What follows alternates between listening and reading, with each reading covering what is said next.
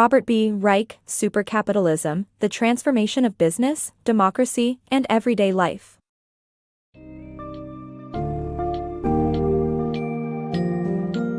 In Supercapitalism, The Transformation of Business, Democracy, and Everyday Life, Robert B. Reich examines the evolution of capitalism in the United States, focusing on the shift of power away from citizens and toward consumers and investors. He analyzes how economic trends have weakened democracy and widened the income gap between the rich and the poor. Reich provides an in-depth look at the three pillars of post-World War II capitalism: corporations, labor, and government, and how the emergence of supercapitalism has disrupted their balanced and collaborative relationship. The book summary provides a comprehensive overview, detailing the technological advancements that enabled supercapitalism, the resulting benefits and disadvantages, the influence of corporate lobbying on politics, and the complex role of corporate social responsibility.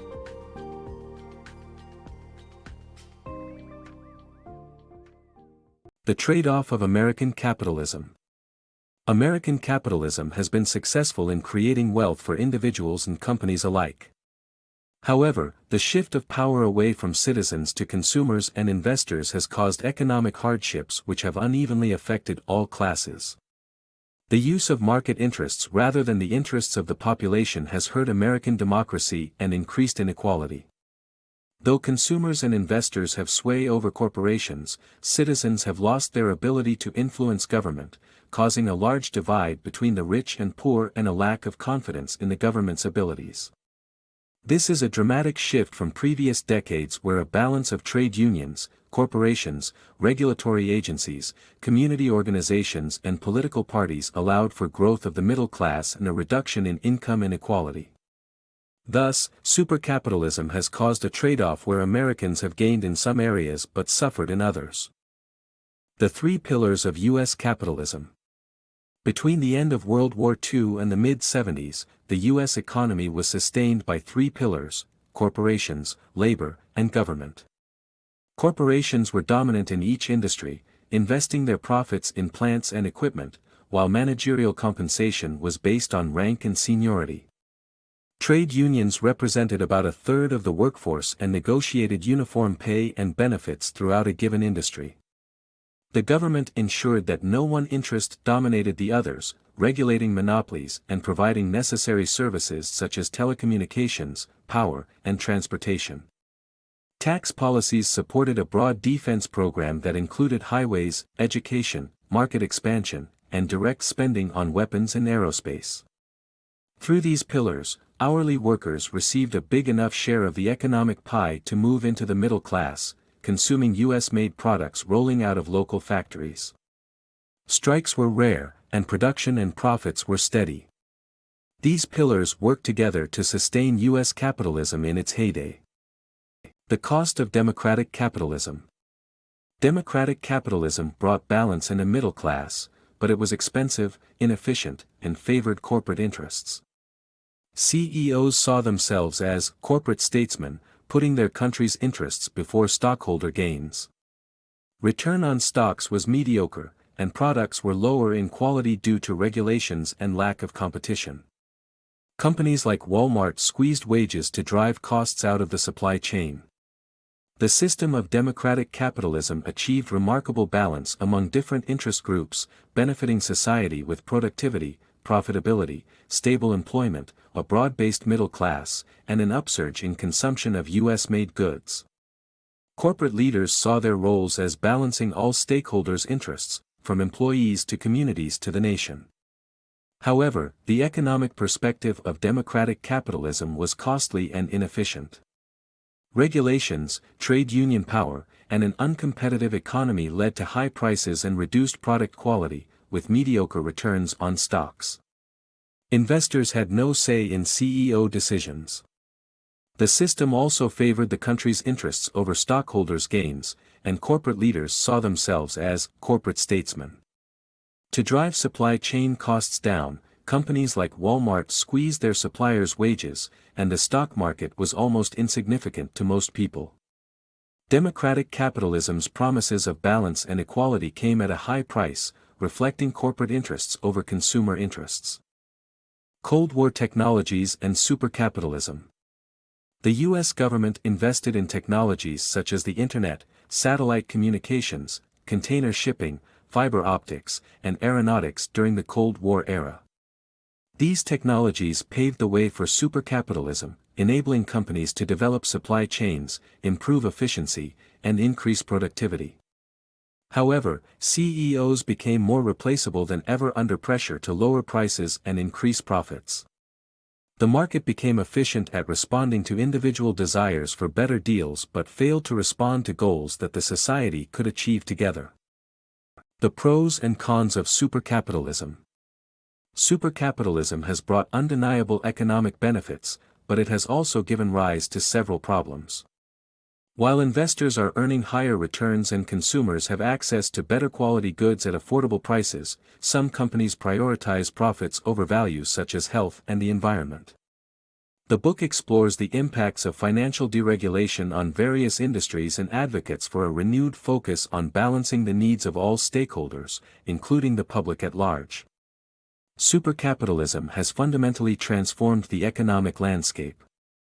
By prioritizing competitive advantage and profitability above all else, corporations have been able to deliver remarkable savings and new technologies to consumers. Walmart, often criticized by liberals, is an excellent example of a company that provides immense value to both shareholders and shoppers. Through economies of scale and efficient supply chain management, the retail giant saves shoppers from $100 billion to $200 billion every year, or an average of $600 per family. Deregulation has enabled formerly regulated industries such as air travel and telecommunications to thrive in a highly competitive landscape.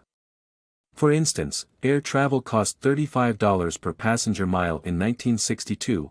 By 2000, it had dropped to less than $15.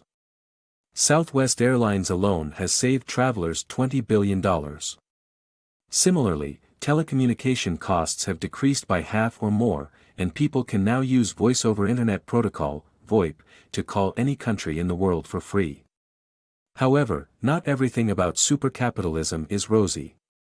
Healthcare costs, for instance, have risen steeply, although this is partly due to the development of new medical technology that saves lives and enhances health. Many corporations are solely profit-driven and have little regard for their impact on the environment or society. The book points out that the corruption of knowledge is also rampant, with experts being paid to provide half-truths or outright lies in support of corporate interests. The financial deregulation that has enabled market success has also created numerous problems. Companies that focus solely on the bottom line may cut corners and ignore safety, health, and environmental concerns. The book argues that consumer investor interests are so dominant that hardly anyone questions the system, leading to a society where corporations wield incredible power. To counter this trend, the book advocates for a renewed focus on balancing the needs of all stakeholders, including the public at large, rather than solely aiming to maximize profits. The influence of corporate lobbying in the political process. In this book excerpt, the author explains how corporations have shifted their focus from the market to the political process in order to advance their interests. The number of corporations with offices in Washington has grown from 100 to 500 in the past 40 years, accompanied by the rise of 61,000 lobbyists working to push corporate agendas. These groups include associations, foundations, and think tanks. The author argues that this level of corporate involvement in politics has created a muddy border between corporate executives and public officials, leading to misinformation and confusion for the public. Corporate lobbying is bipartisan and former politicians are paid handsomely when they become lobbyists. The top dollar paid to lobbyists reflects the huge impact that public policy decisions have on market conditions. The author provides examples of how Microsoft, Google, and Walmart have increased their presence in Washington to influence policy decisions in their favor. However, this level of corporate influence in politics may come at the expense of citizen voices.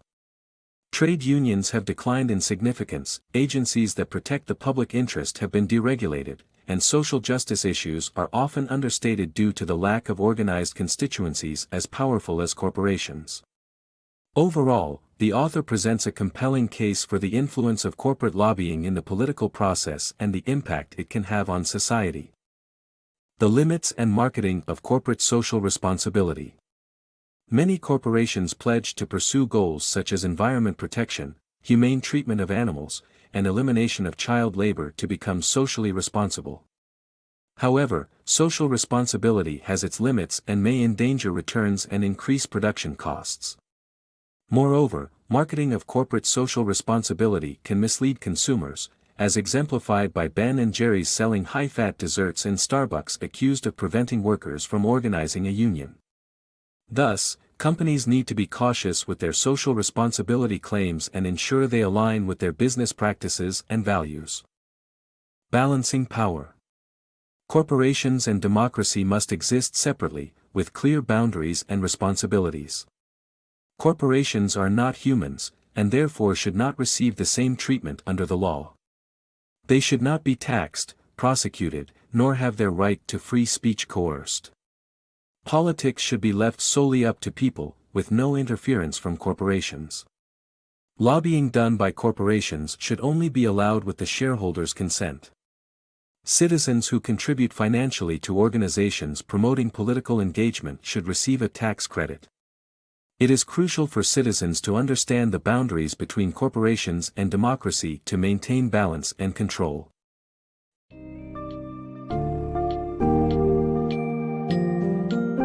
Supercapitalism has transformed the landscape of business, democracy, and everyday life in America. On one hand, it has benefited consumers and investors, who now enjoy more affordable, higher quality goods and increased returns on investments. However, these evolutions in capitalism have also widened wealth inequality and weakened democracy. Corporations have become dominant forces in politics, making it more challenging for individual citizens to influence the government. Corporate social responsibility attempts can often be misleading or have limited effects due to financial and market constraints. As citizens, understanding the limits and expectations of both corporations and democracy is crucial in navigating the world of supercapitalism and ensuring a more balanced and equal society.